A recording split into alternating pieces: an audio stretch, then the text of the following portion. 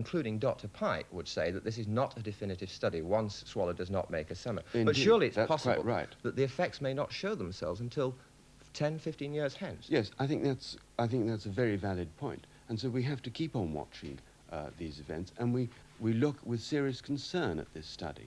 But other studies have also looked at the same sort of population that Dr. Pike has looked at. In other words, women who've been on the pill for a long time, and they have not found the same association that Dr. Pike has done. Many people would say, of course... I'm referring, John, if I might, to studies done in the United Kingdom, where we started the pill in larger numbers than they did in the United States. So one would have expected to find that evidence in this country first, and yet that's not so. And there are 3 or 4 very large studies completed quite recently, which point in the opposite direction to Dr. Pike. In fact, one of them appears to show that the pill might be protective against breast cancer. Indeed, I'm aware of that, Sylvia. I apologise for interrupting it. It's just that there are several important points to get through, and the next one is that I'm sure many people watching this item will say, well, he would say that, wouldn't he, because he's got a vested interest to protect. You make thousands and thousands of pounds out of these pills. Doctors even are paid by the government to prescribe them. What do you say to that? No problem at all. If we thought there was a link with breast cancer, we would say so loudly and clearly. We would put it on each of our pill packets in exactly the same way as there is a government health warning on a cigarette packet. And in a word, are you saying that young women who've been taking these high-progesterone pills for more than 6 years, in a word, are you saying that this pill does not increase their risk of cancer? There is no good evidence that it does increase the risk of cancer, breast cancer, and there is some evidence that it does not and may even be protective. Dr. Wiseman, thank you very much indeed for joining us. Thank you.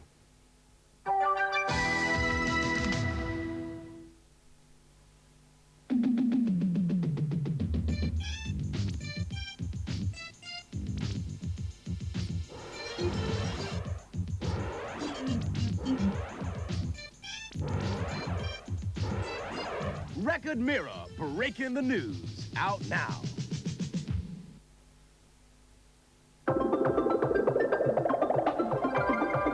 Russell Hobbs, bubbling with bright ideas.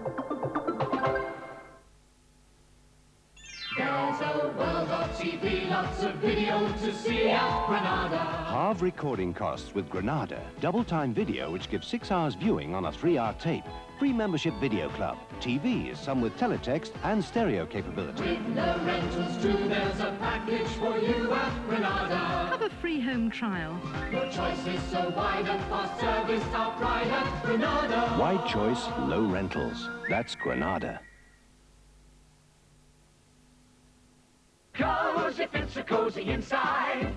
Cars are drier on the skin side. And that's what it's all about. Our brief to the backroom boys was for a disposable razor that gives many more close but comfortable shaves. So they specified not 1, but 2 Wilkinson sword blades, set in a specifically designed head that swivels to the shape of your face, exactly. Then we demanded it cost no more than an ordinary twin-blade disposable razor. They did it. Swivel from Wilkinson Sword, the name on the world's finest blades. Make today your Mace shopping day. Make it Mace. Mace flour, 39.5 pence. Make it Mace. Andrex toilet tissues, 45 pence. Make it Mace. And win a Metro in our TV Time Star Numbers promotion. Shopping for the odd thing or shopping for the week. You'll find your local Mace store has all your neighborhood needs. For instant freshness, just add water to Seidel. Its special formula leaves your skin fresh, extra clean and glowing with health. Seidel, the skincare soap.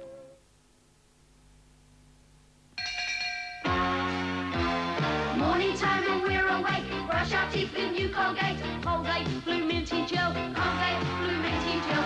It's a brilliant new toothpaste, like the colour, love the taste. I've got Blue Minty Gel, Mum and Dad use it as well. Oh, what fun we'll have! Squeeze it on and off we go. Brushing twice a day is good for teeth, as we all know how we love the taste.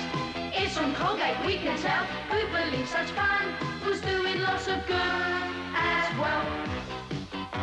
Colgate new Blue Minty Gel. You'll love it. No, it's no good. That guttering's got to be cleared. I'll make a cup of coffee. It's all right, I'll make it and bring one up to you. Maxwell House, for good morning taste.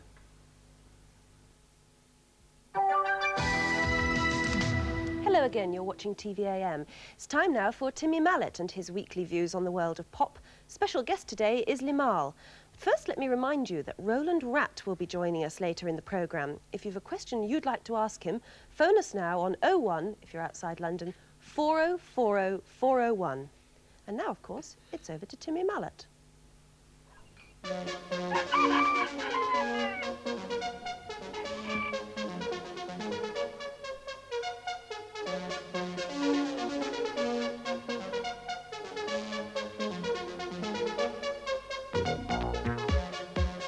Morning. Well, the autumn rush is on with a vengeance now. Loads of new singles, bands on tour, and the finishing touches being put to new LPs for the Christmas period.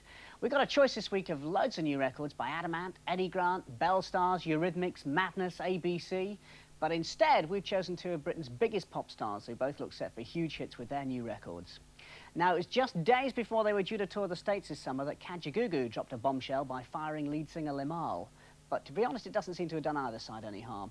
Limahl's now teamed up with Dee Harris from Fashion to kick off his solo career with his own number, Only for Love. And this video, shown for the first time on TV, is really fun. I love the performance by Danny Peacock. You may have seen him in Party Party. This is Only for Love. Is that your problem? Don't let it show. You will find yourself deceiving. Love can be unsure. Keep a level head, maintain your pride. Then you can face the situation straight in the eye. And as Miss Shirley, as she comes on so wrong, and she smells that smell that leads you on. Try to see it through, playing out your part, making certain when you give your heart.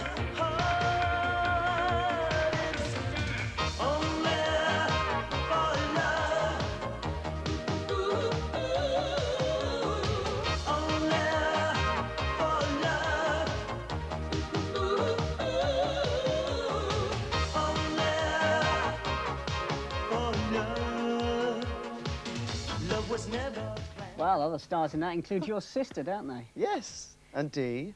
And she was the model, he was the photographer? Uh-huh. Well, what about that split, Limahl? What happened? Well, there's been a lot of stories, of course, and it was simply that I didn't get on very well with the manager, and that's understandable. People don't get on sometimes. Are you speaking now to the rest of the band? Well, Nick and I were communicating by letter, and we actually have made a date for dinner soon to sort of go and have a long chat. Oh, well, that'll be okay. So, you got together with Dee Harris from Fashion for this new single. Now, the first Kajagoogoo tour was with Fashion. Is that where you met him? No, in fact, it was quite ironic that we missed him. I missed him by a week because he'd left the group just before the tour. And little did I know that, of course, I would be going on to work with him. And I chose Dee because, well, there's two guys. There's Dee Harris and a guy called Tim Palmer, because Tim was working with Dee, and I went to Tim, who I'd already worked with Kaja, and he said, let's team up, and it seemed to work. We're going to see you on tour at all? Well, I'd like to tour. I love performing live, but of course I've got to see how the records do, and if they're successful, there'll be a need to tour, and that will probably be next year. You were busy in the studio over Christmas, weren't you? Well, I start the album in December. It'll be out in the spring, and if everything goes okay, I hope you're out there waiting for me. B-side of Only for Love is a lovely little barbershop number. Give us a quick burst of it. Can I just tell you why I did it? Yeah. Well, we used to do it live on tour, and I had so many letters just asking me, will it be recorded, and never planned to, because, I mean, it just wasn't what we were doing. But it's there. Wandering down the road feeling groovy and hot. It's got all these little clicking fingers, and it's like the old a cappella stuff. It's on this, the 12-inch, and we're giving away signed copies of it. What's it's on the 7 as well. Oh, good. It's on the 7. And I've got to give a question, haven't I? Yes. The question is, where was I born? Iceland, Hong Kong, or Wigan? You know the answer. Send it to Limahl Competition, TVAM, PO Box 200, London, NW1 8TQ.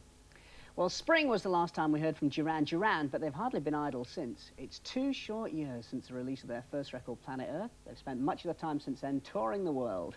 This summer, they've been writing their 3rd LP in France and the West Indies and putting the final touches to it in Australia. It's called Seven and the Ragged Tiger. The cover shows a picture of the group by Sydney Bridge. And the big news is you'll be able to see them on tour later on this year. They kick off on December the 6th and 7th at the Apollo in Manchester, Leeds on the 8th, Edinburgh on the 10th, Birmingham NEC on December the 12th, followed by Brighton on the 16th, the Wembley Arena on 18th, 19th and 20th of December. Ticket prices vary between £5 and £6.50, and they're on sale now.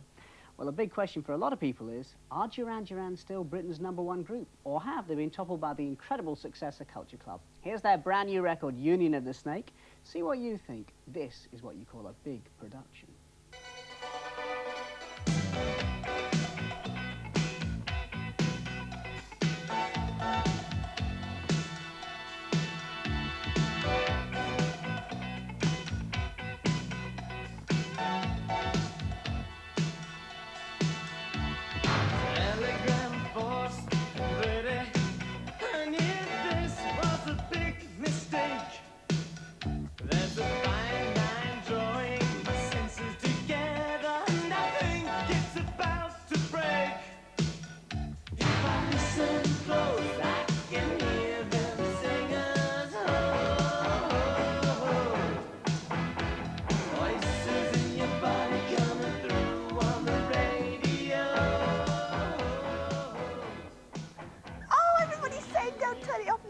Showing the whole thing in full tomorrow morning. Okay, so sorry Duran Duran fans, but it means you nearly get twice as much.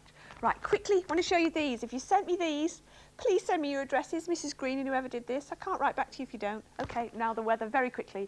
Mist and fog's going to disappear quickly, so is the frost, and it's going to be sunny, smashing sunny day in most of England, up into northern England, a bit more in the way of cloud. Scotland on the west side there, some rain creeping in. By midday today, temperatures, best temperature in the north, 10 degrees, that's 50 degrees Fahrenheit. Down in the south, 14, similar to yesterday. Lots of sunshine about, a bit more in the way of cloud in North Wales. Up there on the western side of Scotland, heavier rain creeping over on the north, and very, very strong winds up there, reaching gale force and even storm force at times on those exposed coasts. But if you're going down to Regent's Park today, it's going to be smashing. Right, back to Anne. Thanks very much, Wincey. Right, let's see what's coming up on the programme after 8 o'clock. We'll be finding out what Lloyd Grossman saw through the keyhole. And we'll be announcing the winners of the British Tie Person competition. And then, of course, it's competition time. But at 8 o'clock, it's time for the news. Here's Gavin. Good morning. Police are this morning stepping up their hunt for the man who stabbed to death 3 members of a wealthy Sheffield family. Solicitor Basil Leitner, his wife Avril and son Richard died within hours of this picture being taken at the wedding reception for daughter Suzanne. As police took away the bodies from the family home last night, other officers were piecing together what happened with the help of the Leitner's other daughter, Nikki. She'd been held hostage by an intruder who's said to be a man in his 20s who speaks with a Scottish accent. Meanwhile, police in Suffolk are hoping to identify today the battered body of a woman found in a wood near Felixstowe. There's been speculation that it could be Mrs. Diane Jones, the doctor's wife who disappeared from her home in the Essex village of Coggeshall 3 months ago. At the Old Bailey today, the prosecution will continue outlining the case against Dennis Nilsson, the former civil servant and army cook who's alleged to have killed 15 young men and tried to kill 7 others. The prosecution said yesterday that Nilsson strangled his victims, then cut up, boiled and burnt their bodies. The London gangster Charlie Richardson is back behind bars this morning after being on the run for nearly 12 hours. Richardson, who served 17 years in jail, left Coldingley Open Prison on Friday for a weekend of freedom designed to help him readjust to society. He's due for early release next year.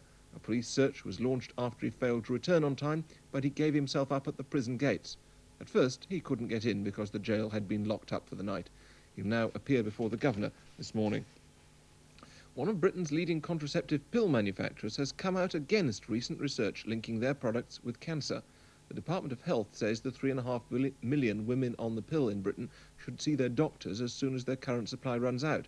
But speaking on TVAM this morning, Dr. Richard Wiseman, the medical director of the Sharing Drug Company, says the research by Dr. Malcolm Pike has got it all wrong.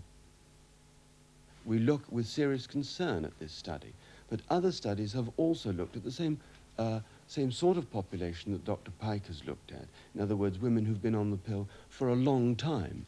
And they have not found the same association that Dr. Pike has done. Many people would say, of course... I'm referring, John, if I might, to studies done in the United Kingdom, where we started the pill in larger numbers than they did in the United States. So one would have expected to find that evidence in this country first, and yet that's not so. As concern grows for the safety of foreign nationals on the Caribbean island of Grenada following last week's military coup, American Marines are reported to have landed late last night on nearby Barbados and St. Lucia. 6 American warships, including an aircraft carrier, are also in the area. Britain and America are hoping to organise evacuation flights today. 32 British holidaymakers are still stranded, and more than 200 Americans want to leave the island. In America, the trial of John DeLorean has been postponed for at least a week, and his defence lawyers are calling for the drugs charges against him to be dismissed. They say his case has been prejudiced by the showing on American television of this videotape taken by a hidden camera, which allegedly shows the former car manufacturer making a deal with undercover FBI agents. A judge last night delayed the trial and agreed that the screening may have had a devastating effect. In Lebanon, as the death toll of French and American soldiers killed by terrorist bombs climbs to 236, the British Land Forces commander Sir Frank Kitson arrives this morning in the capital, Beirut. He'll review the security of the 97-strong British peacekeeping force based in an exposed position on the outskirts of the city. Meanwhile, the search continues for victims of Sunday's explosions, with as many as 50 bodies still buried in the rubble. British Telecom have put off a decision to sack 19 of their engineers involved in the dispute over privatisation. The management hope that by doing so, they'll buy enough time to work out a peace formula. The engineers were due to be fired in the next few days for refusing to cross picket lines. Union leaders welcomed the management move, but say their programme of selective industrial action will go on regardless. That's it from the news desk at the moment. Over to you, Nick. Thanks, Gavin. Now, normally at this time we peer through the keyhole, and indeed that's coming up in just a moment. But first we'd like you to hear from an outstandingly courageous woman. She's Pauline Hatfield, whose son Simon was horribly burned and disfigured during the Falklands War. Well, today she's honoured by women throughout the country as Woman of Achievement 1983, and she joined us earlier to tell us about her ordeal. Pauline, good morning. Good morning. Let's establish first of all, how is Simon? He's not too bad at the moment. He had an operation a week last Monday, and he's got an infection, a slight infection at the moment, so we're hoping all will go well with it. Now, you have visited him in hospital from your home in South Wales nearly 50 times now. I did my 46th trip last week, yes. Well, I think it's that sort of stamina, dedication, and, of course, courage that's led you to winning this award. Would you go along with that? Perhaps, yes, on reflection, yes, I suppose it would. But you just don't think of these things at the time. All you think of is that you must be with him to give him support. Any fears that he has, you know, you have to be there to talk them through with him. And we're his family, so... Can you take us back those 18 months ago when you first heard what had happened? It was the most devastating thing that's ever happened to me. I don't think anything that will ever happen to me in my life again will be as bad as that. It was absolutely awful.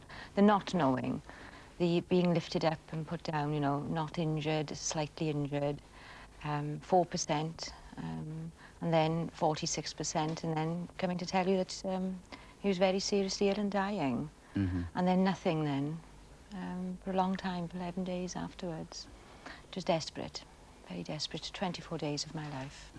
You seem very, very calm, and you've adjusted to it quite superbly, but you must be bitter.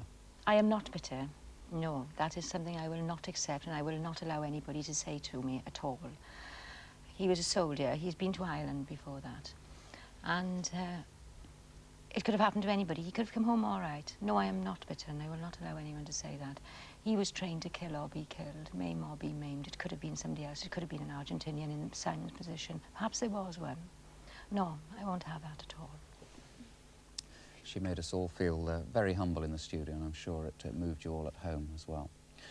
Now, once again, it's time for our regular feature, Through the Keyhole. This week, Lloyd Grossman is visiting the London flat of 2 actors. Roy North, best known probably as Basil Brush's Mr. Roy, but has also presented over 150 television programmes, including the ITV pop programme Get It Together, and Roy's wife, Leslie, who manages to combine acting with writing and running an antique stall in Covent Garden Market. You're a busy duo, aren't you? Yes. And how on earth do you have the courage to let Lloyd Grossman into your home? Well, I thought the programme's a marvellous idea, and I like my place, and if he doesn't, well, fair enough. I think it probably puts the lady under more pressure, actually, doesn't it? Well, I don't know. No, I think it's a fun thing. Right. That's a great idea. Right, well, hold your horses. Let's get underway. And let's go through the keyhole with our style expert, Lloyd Grossman, as he tries to guess what sort of people live in Roy and Leslie's flat. Here we go. Well, I don't really know who lives here, but obviously his next-door neighbor is a DIY fanatic. Now, it's quite easy to tell how old the person who lives here is, because we've got someone who lived through the hippie period and has now moved into middle-class respectability, hence the stripped pine everywhere, and this very neatly framed bit of astrology telling us the characteristics of Pisces, wise and well-dignified, modest too. It's someone who has very sort of fussy taste. It's certainly more like Frankie Howard than Muhammad Ali. Look at this chair. It's rather sort of poncy, a little bit nervous. There's a nice little arrangement of flowers here. There's an aesthetically stuffed Victorian bird in a glass case. It's someone who is fairly witty and has a sense of humor, yet at the same time is a little bit nervous, likes display, is very house-proud, and has tried to impress people who visit this flat with the good taste that's being displayed here. Look at this little frieze around the wall, for example. So it is someone who's a little bit finicky, very house-proud, and very neat. Now let's go into this room over here and see what it's like. Well, oddly enough, this bedroom is placed right off the front hall, so it's someone who has got her priorities right, stays out late at night, comes rolling in drunk, and falls into bed. It's very handy. Now, this room is very confidently and boldly designed in the same sort of high-fiber style that the hallway was. But it's rather finicky. Once again, this fussy, lacy bedspread, lacy little cover on the chest of drawers here, little hard Victorian knickknacks. It's all very fussy, but very, very neatly arranged. This is someone who is tremendously organized, either that or who has 3 live-in cleaning women to keep everything dusted. It is fantastically neat and very, very prissy, this room. Now, a very large area of this bedroom has been devoted to creating a dressing room, and the central bit of furniture here is this really splendid marble-top dressing and makeup table with this wonderful mirror in front of it. Now, it's obvious that whoever lives here spends a lot of time staring at herself in this mirror. Now, that means she's either very beautiful, very vain, or someone whose livelihood depends on her looks. So I think that we're probably dealing either with an actress or a model, certainly someone who's in the business of selling her image. Now, let's go through and see what else we can find. Well, most of the decor in this flat has been very girly, so it's a surprise to come into this subterranean kitchen and find some football memorabilia. We have an ancient game of pin football, a Hull City AFC coat of arms, and some sort of footballer's badge. So possibly we're dealing with someone who is either the captain of an all-women's football team or lives with a professional footballer, has some sort of footballing boyfriend. Now, this kitchen really is splendid, by the way. It's very, very beautifully built. Once again, though, it is the kitchen of someone who eats muesli and brown rice. We've got a lot of things like the Whole Food Cookbook and the Shelter Cookbook. Yes. So this is someone who believes in radical cooking, really high-fiber cooking. Now, it's someone also who is a bit of a gourmet, likes to dabble in foreign foods, has a sense of adventure, especially likes Indian things, because there's a tremendous range of Indian spices around here. But oddly enough, there's a very small kitchen table here. So I would say it's someone who puts a lot of effort into cooking, but doesn't entertain on a grand scale, really believes in the very intimate 2-person dinner party. Now, one thing about this flat is wherever we go, we can't avoid the connection of amusing little knickknacks. So here we have a nice set of Victorian bird plates, a picture of a bird. This is obviously